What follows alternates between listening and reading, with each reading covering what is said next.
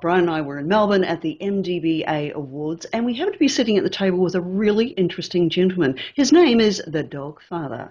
Nothing to do with any kind of movies, but a really, really cool person who ended up winning the Master Dog Trainer of the Year. Michael Burling, lovely to see you again.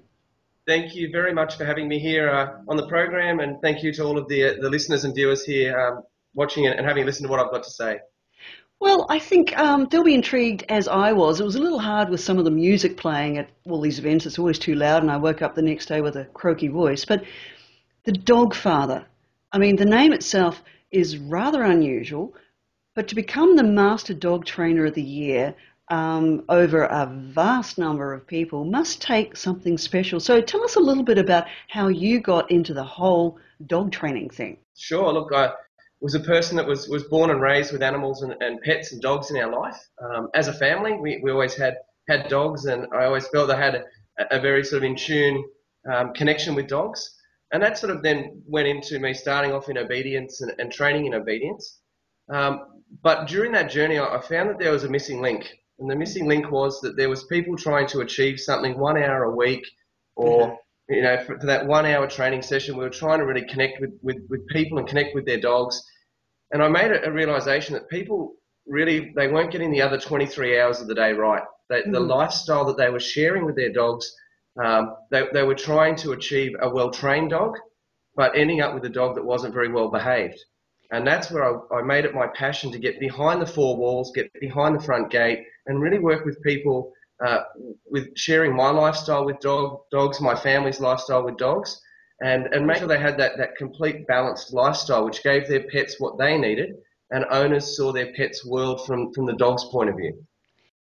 Now, you can see me nodding my head because it does make sense, and in a way I'm already a converted follower, because we do. It's living with our pets, and we're lucky we live at home and work from home, and so we're with our pets, 24/7, which can lead to other little problems with separation anxiety with new rescues, but we'll get to that later.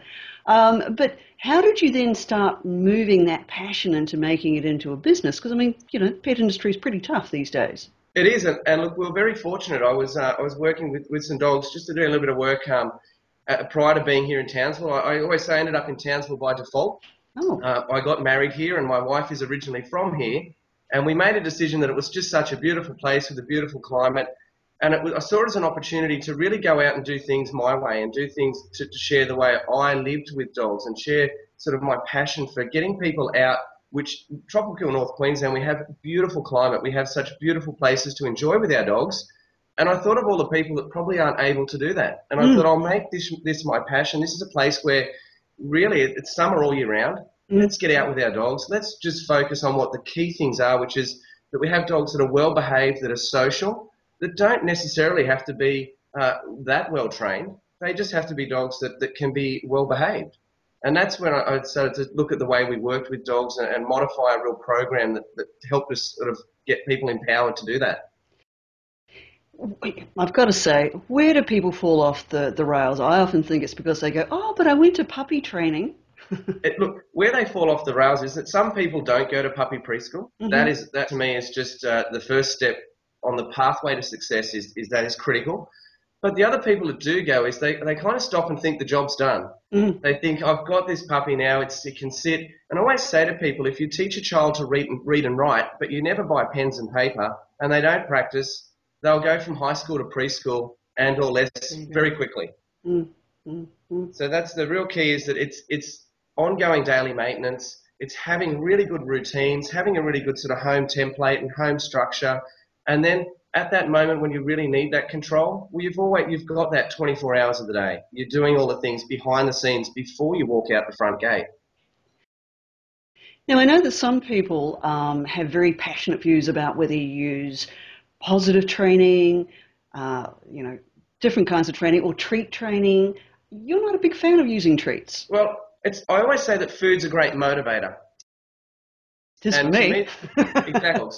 But I think when we set up what I call is behavioural expectations, and that is that we just have a basic world where we have some set expectations, I think we can replace food with affection. I think we can replace food with expecting something from our dog, working in a balanced training manner, which I say balanced training is that I love both sides. I love if we go to the extremes of people like Victoria Stilwell, 100% positive reinforcement, or we look at people potentially, I say like Caesar Milan, that has a very different approach coming from a wolf pack mentality. I say to people, my toolbox is full of many different tools. I can't work with just a hammer, and I can't work with just one screwdriver. I need many different sizes of screwdrivers. Every dog is different. And indeed, and if your training methods are, if you consider yourself a bit of a mutt as a trainer, I think your success rate will always be higher. It will always be higher if you have more options. Now, food is very good for dogs that lack trust. Trust is something that can be established much quicker with food. But once we establish that trust, we shouldn't have to rely on it. And I think that's where we can replace that with affection and praise and move into other, I guess, other areas where we're not reliant on something which has corrupted our dog to only perform when we have food. Oh, look, I could talk to you for hours about this, and I know we don't have hours this time around, but I hope we'll get you on here again. But have you got a couple of, or at least one, a really quirky story that stands out that you've come across that might highlight some of the things you've been talking about to our listeners and viewers? So the things that I find that are really quirky is if we work with the dog, it's got a particular issue. I'm working to resolve that issue. For example, I had a dog that was destroying a hose. Within a week, a 30-metre hose would be chewed into pieces, 10 centimetres long. We were trying to address that issue, and I was just doing a little bit of surfing and just saw a little link, and I jumped on a doggy daycare site, and sure enough, there was our little mate playing with the hose. I had the sprinkler on, and the owner made a comment saying, "Oh, he does love the hose and the sprinkler," which I felt he sure does, but we're trying to work. Here I am, banging my head on a brick wall. Why I can't stop it, and that's an example of sometimes, owners thinking they want one thing, they're out going to doggy daycare, but then they're not realising, for example, with that issue that I'm trying to solve something. So it's a perfect example where we need to communicate better. Client, dog trainer, daycare, things like that. So. And we've got to have a head start because we actually speak English between us and the owners, let alone speaking dog language. Michael, I'm going to have to cut it here because we're going to run out of time, but it's lovely talking with you. And if people want to get in touch with you, how do they do that? Because I know there's an American Dogfather as well. There is. Look at YouTube channel, Michael the Dogfather. We have a Facebook page, the Dogfather Dog Training Townsville. And we also have a web page, which is www.thedogfatherdogtraining.com.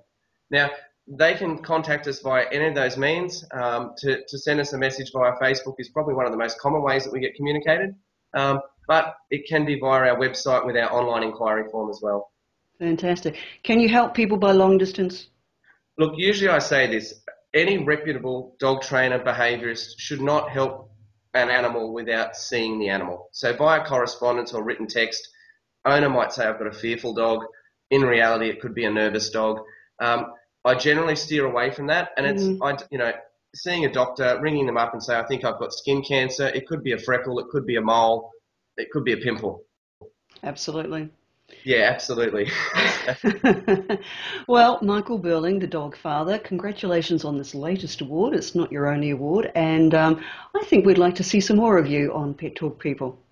Thank you very much, and congratulations also to yourself and Brian for your award. It was a wonderful night to share the success of many people's successes on our table. We did well. It was indeed, and it was very fortuitous we were on the same table. I'm sure there's no such thing as coincidence. So we'll talk again soon.